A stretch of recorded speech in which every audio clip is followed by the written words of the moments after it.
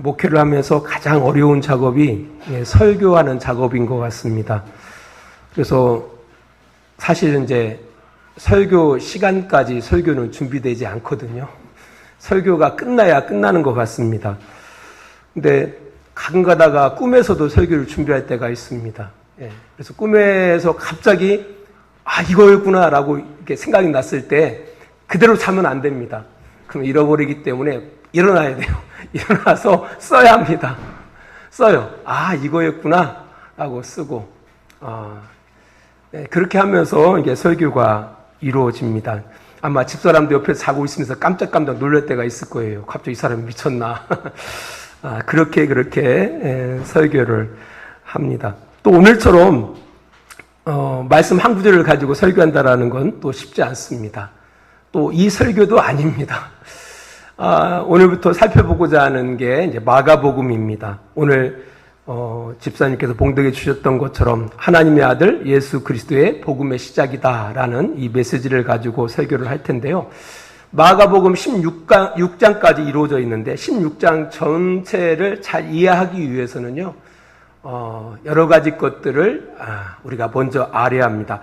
먼저 신약성경 27권 가운데 앞부분을 차지하고 있는 것이 이제 사복음서입니다. 여러분 잘 알다시피 마태, 마가, 누가, 요한. 이 정도는 이제 알고 계셔야겠죠. 특별히 우리 이번에 그 성경 시험을 보러 갔던 우리 학생들은 아주 잘할 거예요. 아마 그냥 말 안 해도 술술술술 이렇게 지나갈 겁니다. 마태, 마가, 누가, 요한. 사복음서라고 하는데요. 이것이 어떤 그 기록의 그 시기에 따라서 만들어진 순서이기보다는요, 신약 성경이 완성될 당시 나름대로의 그런 의도를 가지고서 이 목록을 구성한 것으로 보입니다.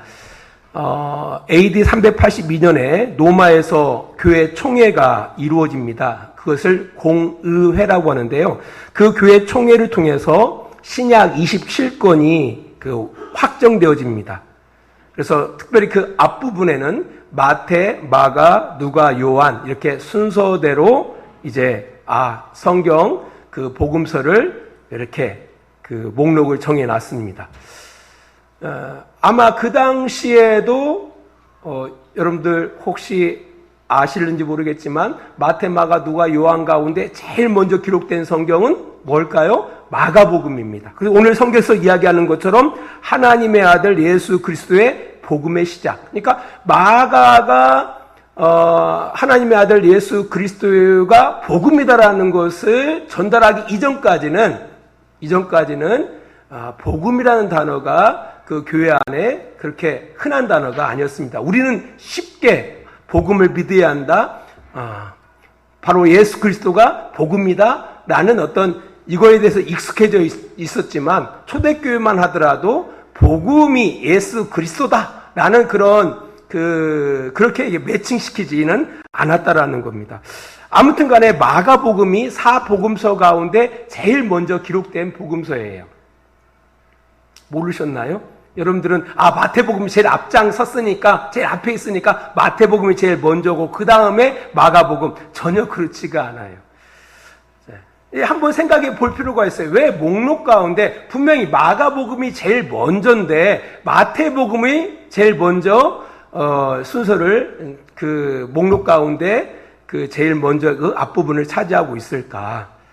여기에는요, 이 목록의 순서를 정함에 앞에서 이야기했던 것처럼 의도가 있었다고 말씀드렸잖아요. 그 당시에 교부들이나 그 이후에 믿음의 선배들이 나름대로의 의도를 가지고 제일 앞부분에 마태복음을 목록 가운데 첫 부분을 두고 있었다라는 것을 한번 생각해 볼 필요가 있다라는 겁니다.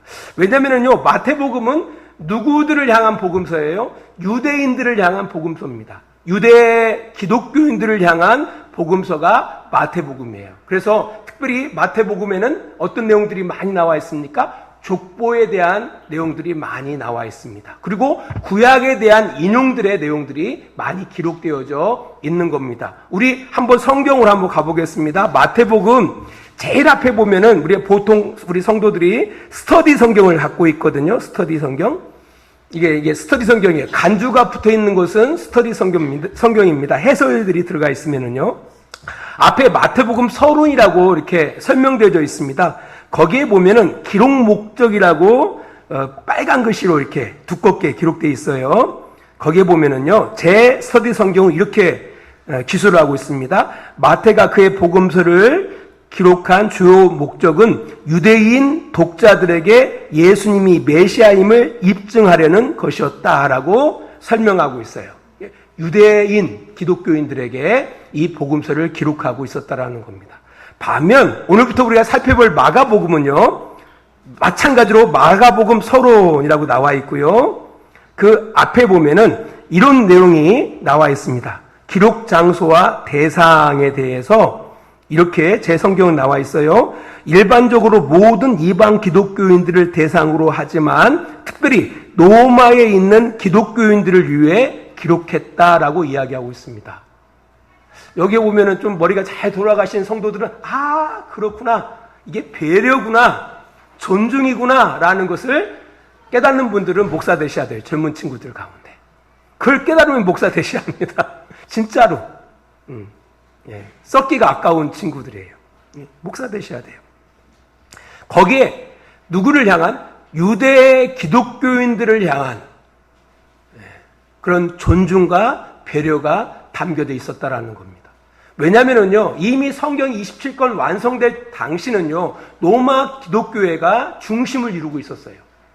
유대 기독교회는 이제 쇠퇴되어졌고요, 로마 기독교회가 기독교의 중심이 되고 있었다라는 겁니다. 그런 가운데 성경을 편집하고 성경을 모아드리면서 최종 정경화 작업이 끝난 이후에 과연 이 순서를 어떻게 할 것이냐라고 했을 때에 그래도 우리의 이 기독교가 분명 유대 기독교인들부터 많은 은혜와 많은 헌신들로 인해서 지금의 기독교가 됐는데 그들을 존중하지 않을 수가 없는 거죠. 그들을 배려하지 않을 수가 없는 거죠. 그래서 시작을 마태복음으로 시작한 겁니다. 이게 제 생각이 그래요. 제 생각이. 기독교라는 게 존중이 있고 뭐가 있는 거예요? 배려가 있구나. 사실 지금 한국교회의 공동체를 바라보면은 정말 안타깝기 짝이 없죠. 짝이 없어요. 그 가운데 많은 부분들은 우리의 믿음의 선배들이 물려준 것들도 많이 있습니다. 또 반면에 우리의 믿음의 선배들이 우리에게 좋은 것들도 많이 물려주셨습니다. 사실 우리가 이런 예배당에서 예배할 수 있다라는 것, 그죠? 또 우리가 공동체를 이루고 있다라는 것, 이것은요, 우리의 믿음의 선배들이 그들이 땀 흘리고 헌신하고 수고한 그 결과로 우리가 이런 것들을 누리게 된 겁니다. 특별히 교회 공동체는 더욱 그렇습니다.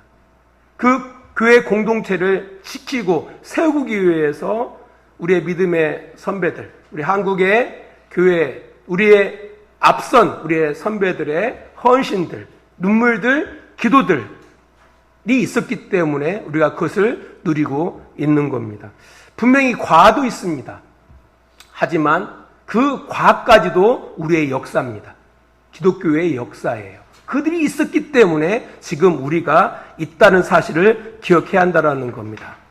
그래서 사실 우리의 믿음의 선배들, 특별히 우리 권사님들, 그리고 그 앞선 우리의 선배들을 존경하고 배려할 줄 아는 그런 기독교 문화가 중요하다라는 겁니다.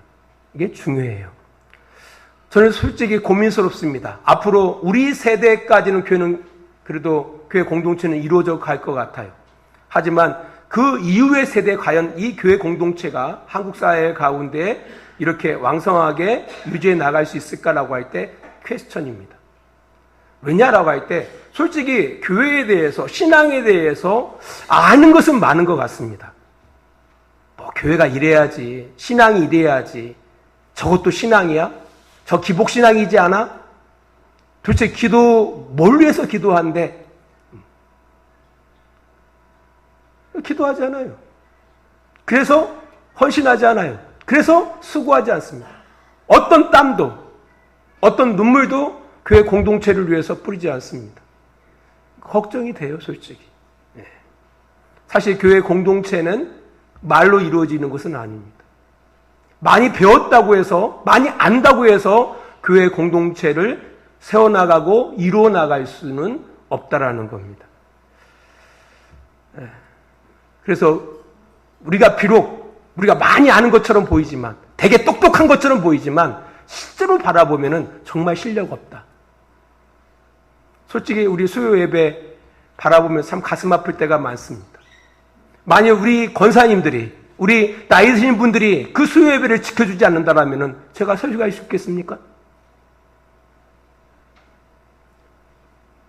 한번 상상을 해보세요. 아무로 보이지 않는 예배 제가 와서 설교할 수 있겠습니까? 정말 고맙습니다. 그분들이 수요 예배를 지켜나가는 겁니다. 수요 모임을 지켜나가고 있는 겁니다. 늙어서 시간 많아서요? 전혀 그렇지 않습니다. 한번 생각해 보셔야 합니다. 그들이 있었기 때문에 예배를 유지해 나갈 수가 있는 겁니다. 그들의 수고로, 그들의 함께함으로 인하여 교회의 그 모임이 그나마 줄어들지 아니하고 그 모임이 유지되고 있다는 사실을 기억하셔야 돼요. 뭘 물려주시기를 원하십니까, 여러분들은? 어떤 존경받는 자로 교회 공동체 가운데 세워지기를 원하십니까? 한번 고민해 봐야 한다라는 겁니다. 그것은 지극히 여자적인 이야기입니다. 이제 마가복음으로 들어가 보도록 하겠습니다. 이 마가복음의 배경을 잘 알면은 그 의도를 우리가 잘 깨달을 수가 있습니다. 먼저 시대적인 배경을 바라보면은요, 마가복음이 기록될 당시에 이미 바울 선교에 의해서 이 로마가 통치하는 각 지역에 많은 교회들이 세워져 있었습니다. 그들은 그 교회 공동체에서는 이방인과 유대인들이 함께 교회를 이루고 있었기 때문에 그런 어떤 갈등들로 인한 문제들이 있을 때 또 사도 바울은 편지를 통해서 그들을 바로 잡아주기도 했습니다. 그들은 이미 바울 서신도 있었어요. 바울 서신. 마가복음이 있기 전에 이미 바울 서신들이 있었습니다. 또 공동 서신도 있었습니다. 히브리서나 야고보서나 베드로서나 이런 서신서들이 있었다라는 겁니다. 근데 이제 문제는 뭐냐면요. 사실 사도 바울이 복음을 전할 때, 복음을 전해서 교회를 이루고 있었을 때 바울이 전한 복음의 메시지는요, 주님의 그 고난, 순환, 그리고 부활, 그리고 재림과 함께 이루어질 심판이 주요한 메시지를 이루고 있었다라는 겁니다. 뿐만 아니라 당시 성도들도요, 예수님께서 그들이 죽기 전에 곧 재림해서 이 땅을 심판하실 줄 생각했습니다. 그래서 그들은 시간이 있을 때마다 교회에 모였던 겁니다. 왜? 곧 오신다고 생각했기 때문에. 아마 그럴 거예요. 옛날에 1992년 다미 선교회가 예수님이 1992년 10월 30일 날 오신다라고 28일인가 아무튼 그날 오신다고 했을 때 사람들이 그 내용을 막 찰떡같이 믿었던 사람들이 모든 이들을 때려치고 함께 모여서 찬양하고 기도하고 난리 법석을 친 적이 있었을 거예요. 그것을 텔레비전에서 방영을 했습니다. 워낙 사회적인 문제가 됐기 때문에. 그 당시도 그랬다라는 겁니다. 왜? 예수님이 승천하시면서 뭐라고 말씀하셨어요? 그 천사가 본 그대로 다시 오시리라 라고 말씀하고 있었거든요. 그러니까 그 당시에 많은 성도들이 그 약속을 믿고 우리가 죽기 전에 예수님이 오셔서 이 땅을 어떻게 해요? 이 땅을 심판하실 것이다라고 그들은 생각했던 겁니다. 찰떡같이 믿었던 겁니다. 그런데 예수님이 돌아가시고 승천하신 뒤 10년이 돼도 예수님이 오시지 않아요. 20년이 돼도 오시지 않아요. 30년이 지나도 오시지 않는 겁니다. 그런 가운데에서 초기 신앙을 가졌던 사람들이 한 명씩 두 명씩 죽어가요. 거기에다가 로마 정부의 그런 핍박들로 인해서 순교당하는 사람들이 많이 일어납니다. 이러다 보니까 이들 마음속에 회의들이 일어나는 거예요. 어떤 회의? 예수님이 안 오시나? 우리가 잘못 들었나? 또 게다가 아니구나, 우리가 잘못 이해하고 있는 부분들이 있는 것 같다라는 그런 고민들, 그런 문제의식들이 이제 일어나게 되는 거예요.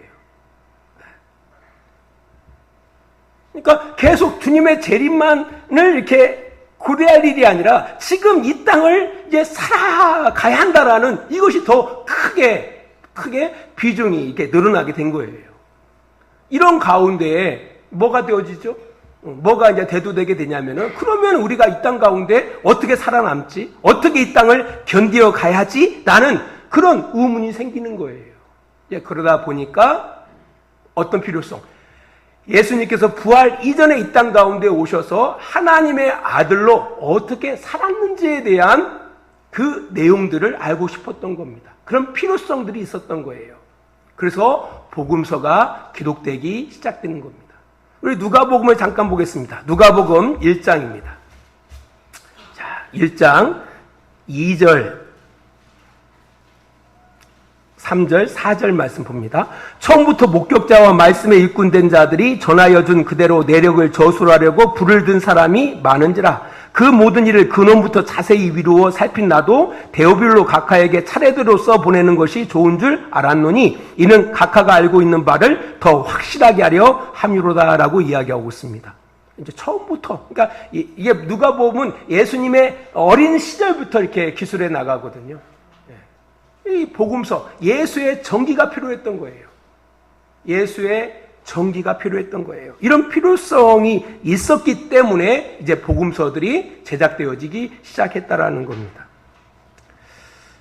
의도가 거기에 있는 거예요. 사실 우리 한국 교회도 이제까지의 교회에서의 메시지를 바라보면은요, 그 시대나 지금이나 좀 비슷한 것 같아요. 그 내세 신앙이 주요를 이뤘던 것 같습니다. 그래서 아무튼 이 땅 가운데 어떻게 살 것인가라는 그런 메시지보다는 죽어 천국 가기 위해서 예수를 믿어야 한다. 이런 것들이 중요한 메시지로 교회 공동체 가운데 전달되어졌다라는 겁니다. 그리고 죽은 다음에 상급, 우리가 하나님 나라에서 상급을 잘 받으려면은 이 땅 가운데 잘 살아가야 한다. 그래서 이런 메시지가 통했어요. 한때는 예수천당 불신주옥이라는 그런 아주 강렬하고 굵은 그런 메시지가 통했습니다. 그리고 우리가 끄떡하면 지금도 사람들이 예수 믿고 천국 가세요. 사실 이게 우리의 사고 속에서는 좀 아이러니컬해요. 빨리 죽으세요 그 얘기거든요. 우리의 사고 속에서는 사람들의 천국이라는 개념이 죽어가는 나라이기 때문에 예수 믿고 죽으세요 이란 얘기예요. 이게 참 신뢰되어지는 그런 멘트거든요. 근데 이것이 통하는 시대였어요. 사실 이런 메시지로 인해서 한국 교회 안에 많은 폐해도 많이 나타났습니다. 그 예가 이 종말론을 가지고 각종 이단들이 득세했기 때문에 그렇다라는 겁니다. 뭐 통일교, 안식교, 뭐 신천지, 뭐 여호와의 증인, 뭐 이런 것들, 전도관, 이런 모든 것들이 사실 보면은 그 종말론을 가지고서 나온 그런 이단들입니다. 그래서 우리가 이 마가복음을 통해서 우리가 이 천국에 대해서 너무 많이 오해하고 있거든요. 많은 사람들이 죽어가는 나라를 천국으로 생각하는데요. 그 부분도 약간은 있어요. 하지만 그것보다는 이 천국, 곧 하나님, 마가복음에서는 그걸 하나님 나라라고 하는데 다른, 그보다 더 깊은, 더 넓은 그런 의미들이 담겨져 있습니다. 그래서 기대하시고 이 마가복음을 열심히, 이 마가복음 끝날 때까지 열심히 읽고 오시면은 크게 유익이 될 겁니다. 또 하나의 시대적인 배경이요. 이 마가복음이 우리가 보통 그 성경학자들이 AD 64년에서 67년 안쪽에서 이 마가복음을 기록했다라고 이야기하거든요. 그런 이유가 그 로마에서 AD 64년 7월 18일에 그 로마의 대화재가 발생됩니다. 이것은 세계사에 기록된 그런 일자예요. 64년 7월 18일에 작은 기름가게에서 시작된 불이 로마시 전체로 번집니다. 6일 동안 이 불이 계속되어지는데요. 로마는 구역들이 이렇게 있거든요. 그 14개 구역으로 로마가 이루어져 있는데 14개 구역 가운데 10개 구역이 그 화재로 인해서 피해를 받습니다. 화재로 인해서 피해를 받습니다. 이 사건 이후에 이 노마 시내에서는 이런 소문들이 이제 횡행하게 그 흘러갑니다. 그 어머니를 죽인 그 네로 황제가 이 노마 씨를 그 불태웠다라는 그 소문이 이게 확장해 나갑니다. 이것을 알게 되어진 그 노마의 원로들이 이렇게 되다가는 이 정부가 무너질 수 있겠다라는 그런 생각 가운데 이 노마 원로들과 그 네로는 그 마침 그 화재를 피했던 그 기독교인들이 특별히 많이 거주하는 그 구역을 타겟으로 해가지고 이 기독교인들이 이 화재의 주범이다라고 해서 그걸 더 씌워버리는 거예요. 화재의 주범이다. 이 일로 인해서 이제 기독교인들을 향하여 엄청난 박해가 시작되게 되는 겁니다. 뭐 짐승의 털 가죽을 입혀서 개에게 물려 죽게 한다든지, 뭐 찢겨 죽게 한다든지, 심지어는 그 정원에다가 사람을 묶어놓고 계속 기름을 부어요. 온통 그 기름에 절여져 있는 사람에다가 불을 땡겨버려요. 이렇게 화형에 처하기도 했다라는 겁니다. 이 네로와 노마 정부의 그 기독교에 대한 그 박해로 인해서 이때 베드로와 바울이 순교했다라는 그 이야기도 있습니다. 뿐 아니라 노마 교회는 큰 타격을 입게 되어지고요. 많은 기독교인들은 잡혀 순교를 당하든지 아니면은 산으로 굴러 신앙을 위해서 도망칩니다. 또 어떤 이들은 배교하기도 하고요. 또 어떤 이들은 교회 나가지 못하고 개인적으로 숨어서 신앙생활하는 일들이 생겨나게 되는 겁니다. 우리 히브리서 11장을 보도록 하겠습니다. 우리 히브리서 11장 35절로 38절 말씀을 보겠습니다. 35절로 38절 말씀 보겠습니다. 여자들은 자기의 죽은 자들을 부활로 받아들이기도 하며 또 어떤 이들은 더 좋은 부활을 얻고자 하여 심한 고문을 받되 구차히 풀려나가기를 원하지 아니하였으며 또 어떤 이들은 조롱과 채찍뿐 아니라 결박과 옥에 갇히는 시련도 받았으며 돌로 치는 것과 톱으로 켜는 것과 시험과 칼로 죽임을 당하고 양과 염소의 가죽을 입고 유리하여 궁핍과 환난과 학대를 받았으니 이런 사람은 세상이 감당하지 못하느니라. 그들이 광야와 산과 동굴과 토굴에 유리하여 있느니라 라고 이야기하고 있습니다. 이때의 이 사건을 이야기하고 있는 겁니다. 예. 근데 이제 중요한 것은 그 가운데 지금 노마 교인들을 향해서 편지하고 있다고, 노마 교인들을 위해서 지금 노마 이 마가복음서가 기록되어지고 있다는 것을 생각해 봤을 때 특별히 그 대상이 어떤 대상이죠? 핍박받는 그 대상이긴 이지만 특별히 이제 배교는 하지 않았어요. 배교는 하지 않았지만 말 그대로 숨어서 신앙생활하고 있는, 노마 안에 있는 숨어서 신앙생활하고 있는 그들, 또 배교는 했지만 그 마음속에 그 엄청난 부담과 그 괴로움 가운데, 고통 가운데 있는 그들을 향해서 이 마가복음이 기록되어졌다고 생각하시면 좋겠습니다. 그래서 이 마가복음이, 특별히 마가복음의 이 저자가 누군가가 중요해요. 누가 기록했어요? 마가가 기록해요. 이게 마가가 이 복음서를 기록했기 때문에 더욱더 로마 교회 성도들에게는, 특별히 이방, 그 당시에 로마 정부로 인하여 핍박받는 많은 기독교인들에게 위로와 격려와 용기가 됐던 것은 분명하다라는 겁니다. 왜냐? 그래서 우리가 마가에 대해서 잠깐 살펴보도록 하겠습니다. 이 마가는요, 사도행전 12장 12절을 바라보면요, 마가의 이름은 하나가 아니라 두 개예요. 마가, 요한. 그러니까 이 마가라는 말은 뭐 헬라어로 마가라는 이름이겠죠. 요한이라는 것은 히브리식 이름이에요. 이름을 두 개를 갖고 있는 거예요. 그죠? 그러니까 이름을 두 개를 갖고 있다라는 것은 이 사람이 이중 언어를 구사하는 사람이라는 거예요. 그러니까 헬라어와 히브리어를 구사하는 사람이었다라는 걸 알 수가 있어요. 실제로 이 마가는 누구의 통역관이었느냐라고 할 때 베드로의 통역관이었습니다. 베드로의 통역관. 이제 베드로가 헬라 말을 못하기 때문에 이 마가가 베드로의 말을 받아서 통역을 했습니다. 실제로. 그러니까 여러분들 알다시피 사울이라 하는 바울이라고 할 때 우리는 어떤 사람들은 사울이 원래 큰 자라는 그런 교만한 사람이었는데 예수를 믿고 변화받아서 바울 작은 자 이렇게 이야기하는데요. 전혀 그렇지가 않아요.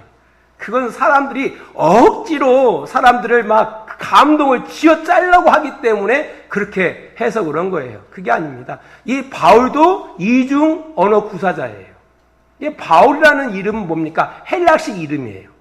사울이는 히브리식 이름이거든요. 그러니까 말 그대로 고향 땅에서는 고향이 아니죠. 그 예루살렘, 이스라엘에서는 사울이라는 이름을 썼던 거예요. 반면에 그가 선교로 나갔을 때는 바울, 그러니까 그 당시 헬라식 이름을 사용했던 겁니다. 이런 사람, 그러니까 그 당시에 많이 배운 사람이라는 것을 알 수가 있습니다. 뿐만 아니라 우리 마가의 다락방 하면은 그 당시에 초기 성도들이 모였던 곳, 한 120명 정도 모여서 기도했다고 성경 이야기하고 있거든요. 그러니까 그런 엄청난 성도들이 모여서 함께할 수 있는 그 집을 갖고 있었다는 얘기죠. 그만큼 부자였다라는 거예요. 부잣집 아들이었다라는 겁니다. 게다가 사도행전 12장을 바라보면은 종이 있었어요. 노대라는 여종이 있거든요.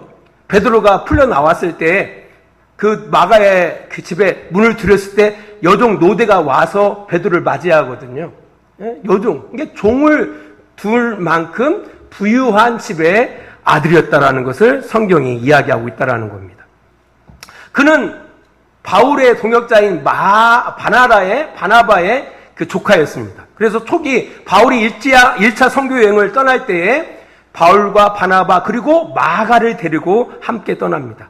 그랬다가 밤빌리아라는, 그러니까 가자마자 이 마가가 그 일행에서 도망쳐버려요.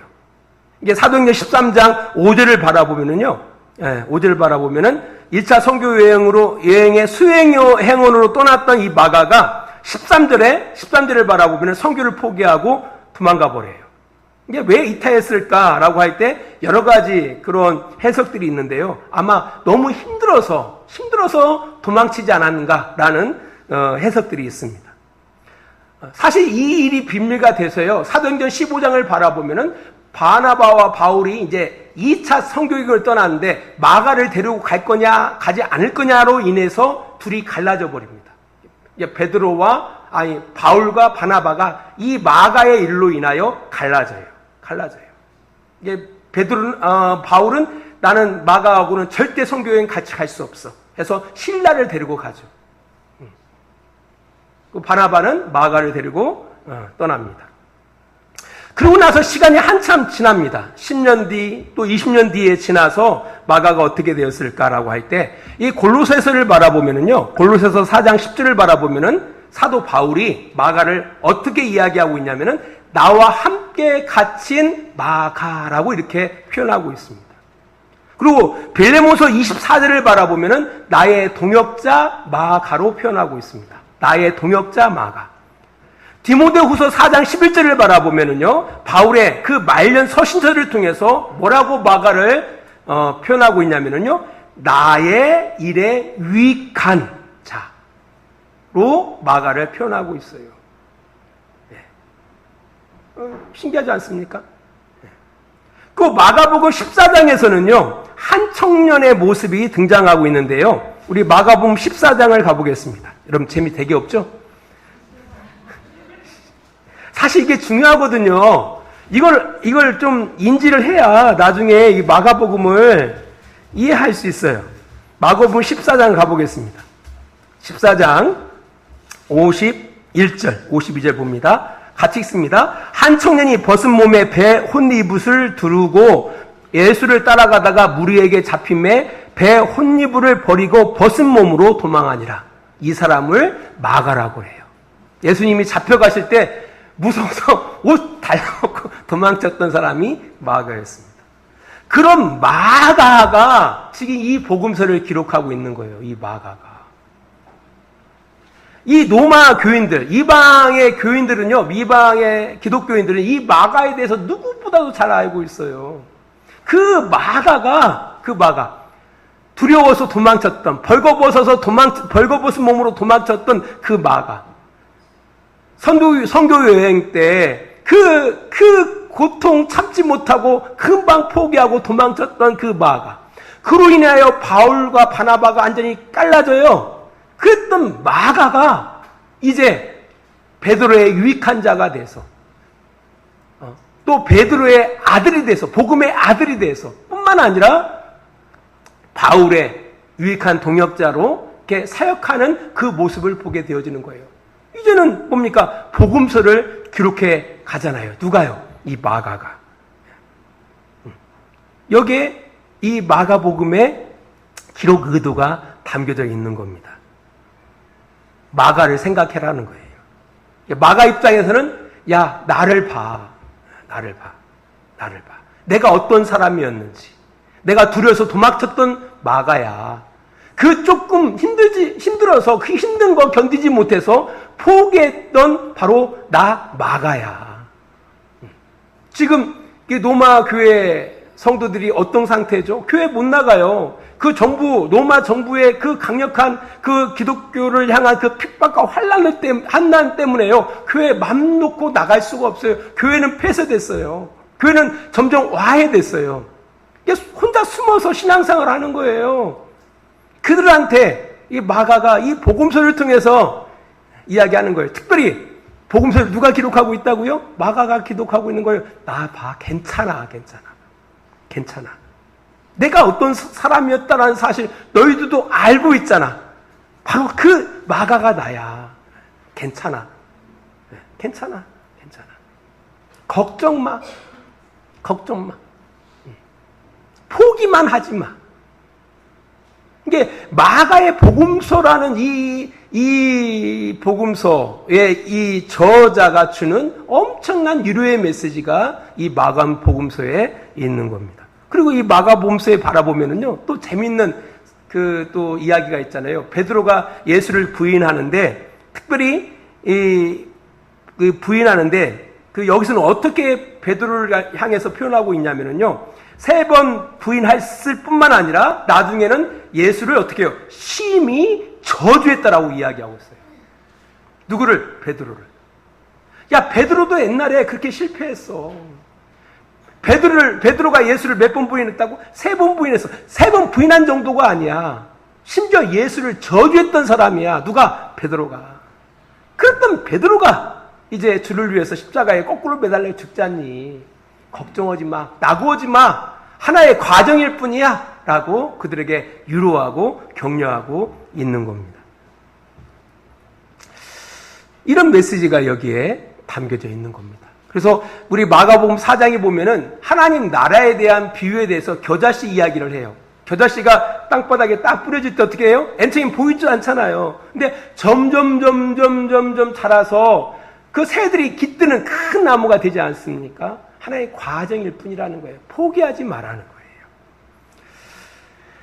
사실 지금 시대는요, 당시 로마 정부의 물리적인 어떤 핍박, 환란의 시대는 분명 아닙니다.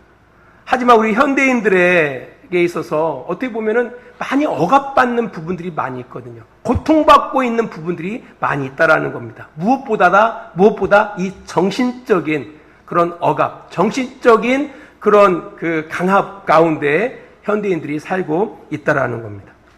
얼마나 특별히 우리 한국 사회가 이 정신적으로 고통을 많이 받고 있느냐라고 할 때 세계 최고의 자살률을 갖고 있지 않습니까?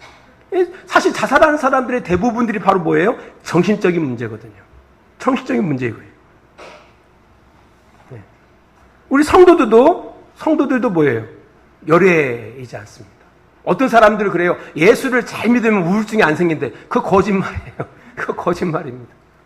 예수를 믿어도 우울증에 걸려요. 네. 어떤 분이 그런 얘기를 하더라고요. 한국 사회에서 사람을 지배하고 있는 9가지에 대해서 이야기하더라고요. 그 중에 그 몇 가지를 바라보면은 제일 큰 게 돈이더만요. 이 돈 때문에 사람들이 고통을 많이 받는데요. 이게 돈의 지배를 받는다라는 거죠. 그럼 자식, 직업, 직업 때문에. 그 다음에 뭔가 사람들에게 막 좋은 모습을 보여주고자 하는 그런 거. 거기에 또 SNS로 들어가더라고요. SNS. 뭔가 막 드러내고 싶어 하는 거예요, 누구한테. 자랑하고 싶은 거죠. 이게 또 우리를 갖다가 이렇게 지배하고 있다라는 겁니다. 또 어떤 사람은 여행 못 가서 안달난 사람들도 있대요. 그것이 자기를 지배한다라는 겁니다. 저는 종교까지 넣고 싶어요. 예, 종교. 이것도 사람을 지배할 수 있는 겁니다. 근데 사실 그 추적을 하다 보면은요, 오히려 우리가 사실 우리의 삶을 윤택하기 위해서 돈도 필요하고, 뭐 직업도 필요하고 그런 건데요. 오히려 그것들이 우리 인생을 망치는 경우들을 우리가 바라볼 수가 있다라는 겁니다. 뭐 성도들도 예외가 될 수는 없는 겁니다. 그래서 그런 것들 때문에 사실 신앙의 많은 그 제약을 가지고 교회 생활하고 있는 성도들을 많이 볼 수가 있는 겁니다. 그럼에도 불구하고 마가복음은 우리에게 메시지를 전달해 주는 겁니다. 그럴 수 있다라는 겁니다. 돈 때문에, 자식 때문에, 직업 때문에, 남들이 나를 어떻게 볼까? 이런 것들 때문에 충분히 우리가 말 그대로 뭐 유축될 수도 있고, 그로 인해서 우리가 이게 신앙인가? 하면서 이것도 신앙생활인가? 하면서 자기 스스로를 갖다가 막 이렇게 가학할 수도 있다라는 겁니다. 그럼에도 불구하고 마가복음은 이야기합니다. 포기하지 말라는 겁니다. 중단만 하지 말라는 겁니다. 꼭 겨자씨가 심겨져서 점점 확장되듯이 우리 안에 심겨진 하나님의 말씀이 우리 안에서 점점 확장되게 될 것임을 성경이 이야기하고 있는 겁니다. 말씀의 교류를 맺으면서요, 우리가 이런 기대를 가지고서 우리 마가복음을 보았으면 좋겠습니다. 그래서 복음에 대해서, 하나님의 나라에 대해서, 또 우리가 이 땅 가운데 어떻게 살 것인지에 대해서 한번 고민해 볼 수 있는 그런 귀한 시간으로 이 마가복음을 기대하시고, 다음 주부터 우리 마가복음 1장 1절부터 시작하도록 하겠습니다. 기도하겠습니다. 하나님 아버지, 감사합니다.